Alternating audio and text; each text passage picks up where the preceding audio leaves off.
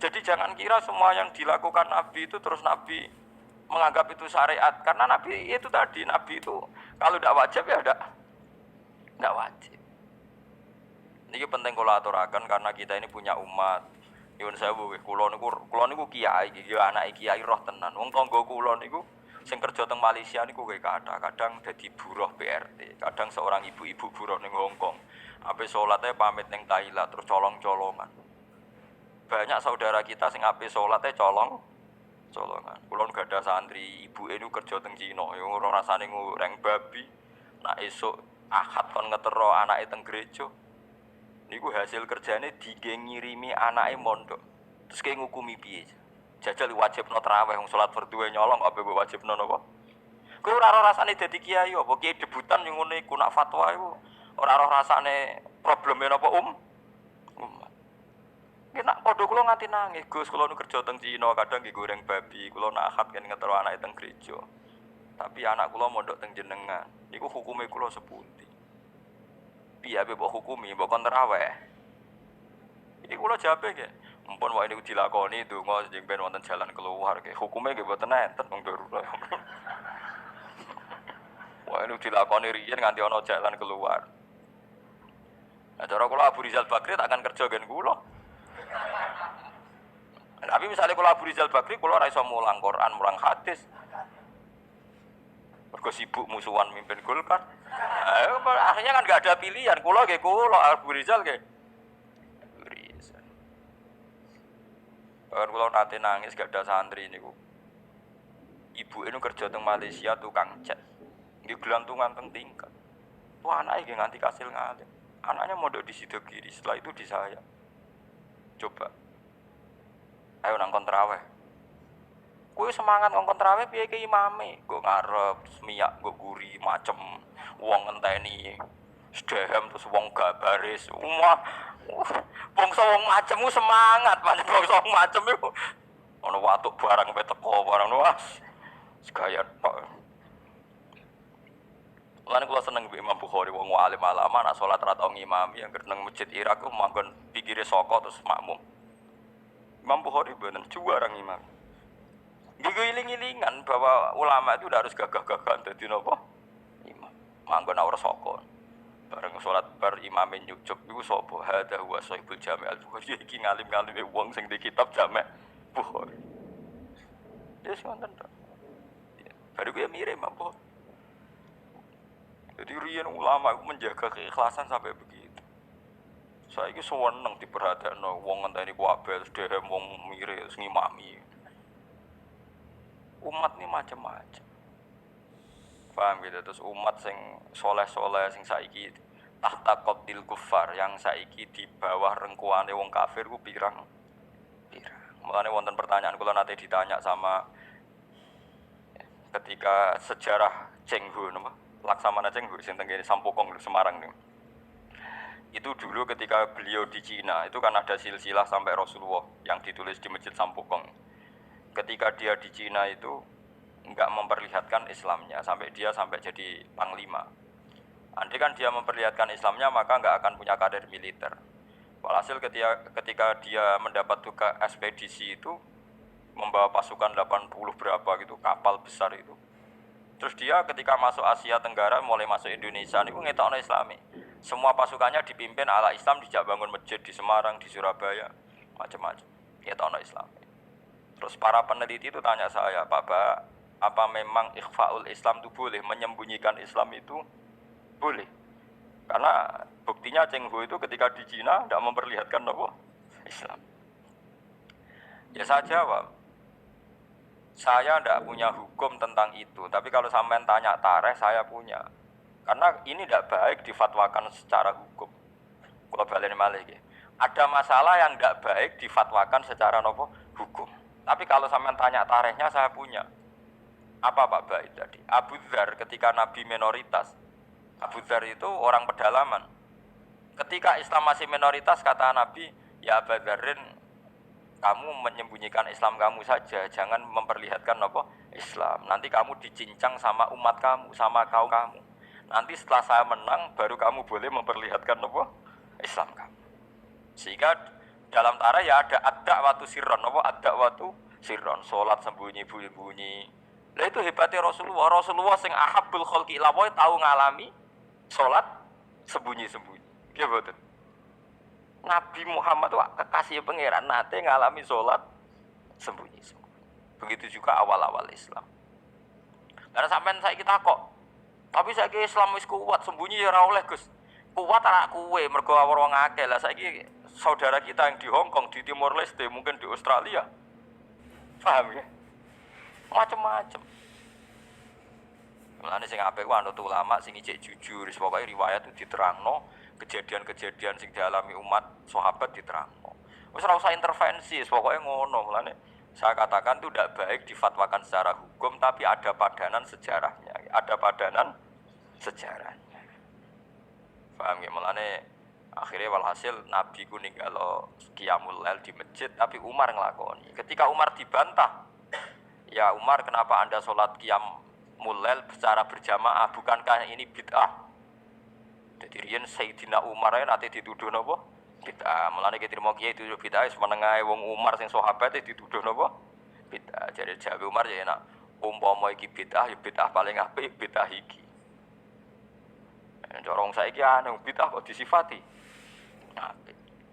Sing dituduh bid'ah ora Umar tok, Kanjeng Nabi pertama dadi nabi ngajak wong Islam wae Abu Jahal dituduh bid'ah. Mulane kena dituduh bid'ah tenang ae, Kanjeng Nabi ku nate dituduh napa? Bid'ah. Tapi Nabi ra didalili wa kullu bid'atin dolalah. Mergo lho nggih tenan. Sampeyan apal Quran niku wonten ayat ma ya'tihim min dzikrim mir rabbihim muhdas. Muhdas itu maknane apa? Sing dianyarno. Mulane Kanjeng Nabi ketika dituduh bid'ah terus ngendikane kul ma kuntu bid'am minar rusul. Aku iku ora bid'ah. Dadi Nabi tau dituduh bid'ah sampai diwahyani Allah, "Qul ya Muhammad ma kuntu bid'am minar rusul." Aku iku ora bid'ah. Mergo sing darani bid'ah iku barang anyar. Barang anyar sing ora ana kembarane itu disebut bid'ah. Lah Nabi dadi nabi ora ana kembarane disebut bid'ah. Umar gawe traweh ora ana kembarane disebut bid'ah. Saiki wong rame-rame anggere gak ana persis nabi disebut iku sak goblok-goblokan iku sak kalah-kalan. Bid'ah ngeten sampeyan tak terangno. Bukan karena saya orang pesantren mboten. Saya itu lebih hafal banyak hadis dibanding sing sithik-sithik nuduh bid'ah. Bid'ah itu begini loh. Bid'ah itu yang mesti dolal, yang mesti sesat. Itu mas tadomatu syariah yang berhadap-hadapan dengan nopo syariah. Tapi jika bid'ah itu menguatkan syariat, maka tidak musuhnya syariat, tapi bagian dari syariat. Jadi bid'ah yang dolala itu yang istodam itu berhadap-hadapan. Mulane darane Saddam Hussein, Saddam Hussein bapake jenenge iku Saddam. Saddam maknane tukang nyeruduk. Lha iku bapake kasil ketika anake dadi Saddam Hussein itu tukang napa? Nyeruduk. Wong Arab nak darani tukaran Saddam. Istidam maknane apa? Benturan sing keras napa? Istidam. Nah, sing darani bid'ah dolala iku sing berhadap-hadapan istidam, berhadap-hadapan sama syariat. Nak trimo gesekan utawa saling bersinergi utawa saling menolong itu tidak bid'ah. Nggih dalile gampang begini, ini hadis sahih. Kula boten bela NU, ya ora bela Muhammadiyah, ora bela siapa-siapa. Ini cerita ilmu mawon, cerita ilmu. Tidak ada yang saya bela. Sahabat itu nanti, ini hadis sahih. Ada sahabat setelah itidal. Ya setelah nopo? Itidal. Sampe nak itidal ngafatno nopo? Misalnya Rabbana walakal hamdu terus milu samawati wa mil ardi. Ya milu ya bid'ah, Nabi macane mil'ah. Kabeh riwayat tuh Nabi macane mil'ah. Mulane kalau dia anak jenenge mil'ah tasbihah mergo Nabi macane Rabbana lakal hamdu. Hakada fi jam'i riwayat bi fathil hamzah. Terus dari Imam Nawawi wa jaza raf'ul hamzah ala annaha sifatun. Lah kebetulan kiai Indonesia ku nahune ku seneng sing gampang dadi Rabbana lakal hamdu milu samawati mergo dadi naat ku nerkipe luweh gampang. Tapi riwayate mila, berarti nak riwayate mila maca milu. Kita ya repot. Itu yang konsensus, yang normal. Tapi ada sahabat bacanya ada begitu, banter pisan. Rungokno tenan nggih. Alhamdulillahi hamdan katsiran thayyiban mubarakan fi. Setelah sholat selesai Nabi itu Aqbala biwajhi, Nabi balik kanan terus tanya, ayyukum ya. Yaqulu hadil kalimah. Siapa tadi yang melafadzkan kalimat itu? Mbok itu sahabat diam semua karena sadar ini kalimat kalimat masalah, ini enggak ajarannya Nabi. Kalimat kreatif. Wah, enggak diam semua sahabat. Pas diam semua terus takut sekali, terutama yang melafadzkan takut sekali. Terus Nabi akhirnya dawuh, enggak kok enggak ada masalah. Saya tadi itu kaget saja ada 12 malaikat. Yabtadirunaha ayyuhum yaqudu awal. Saya tadi kaget saja ada 12 malaikat yang perebutan kesusu nyatet di sing paling dhisik nyatet. Mergo begitu indahnya kalimat itu. Wah, akhirnya sahabat anada ya Rasulullah. Enggak, artinya kan ada kalimat kreatif yang enggak diajarkan Nabi dan dibenarkan Nabi.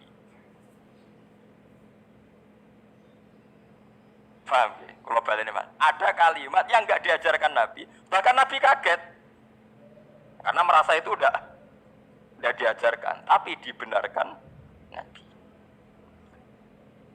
Mulane kula yakin umpama Rasulullah pirsa kula ngaji terus sampean do gawa kitab, gawa pulpen ya seneng mawon. Ora iso dibid'ahno.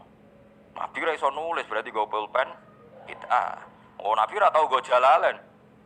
Nah, Nabi gawa jalalain berarti Imam Suyuti sedurunge Kanjeng Nabi ya, malah masalah kan. Apa meneh gawa Samsung malah ora tau. Masa Nabi Androidan kan enggak ngerti. Aneh-aneh. Mulane ada ono mantas sabah bi qaumin fa wa minhum. Mergo wong nyerupani kaum berarti fa wa minhum.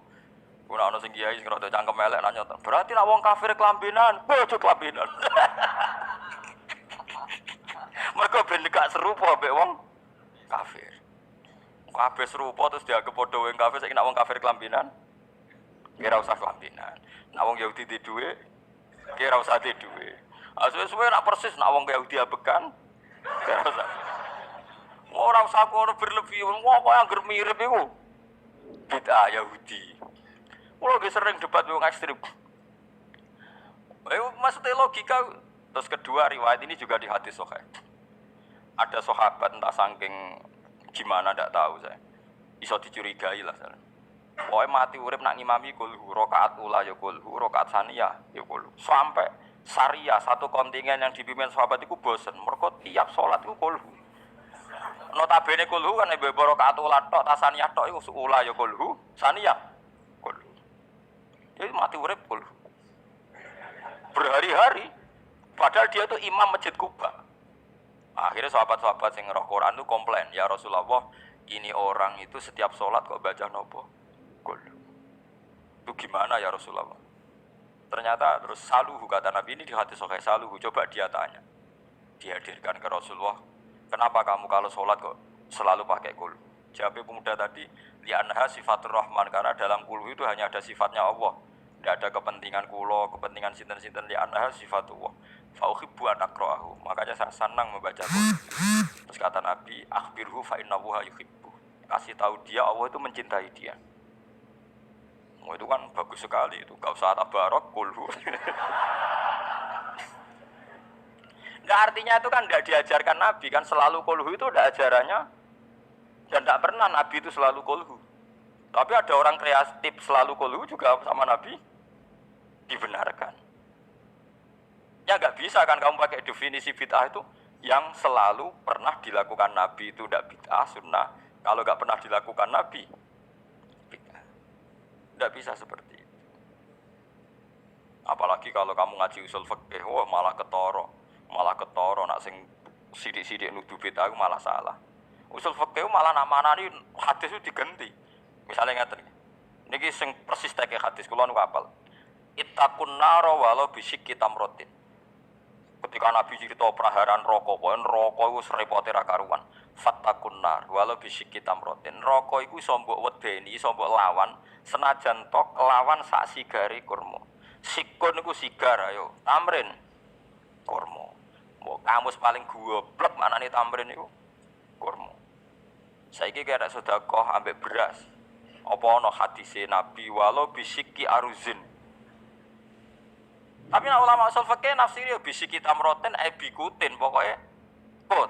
makanan yang jadi pokok di daerah situ kok mbok sedekahno iku termasuk tolak neraka. Lan aku anut sunah Rasul kudu persis berarti kudu kurma. Terus Nabi nate dawuh la tahkiron najaratun tijaratiha walau firsana satin. Kowe aja geman nyepelekno sedekah senajan to sak sampile wedhus. Terus kowe nak nyembelih pitik ora usah sedekah mergo mboten wedhus.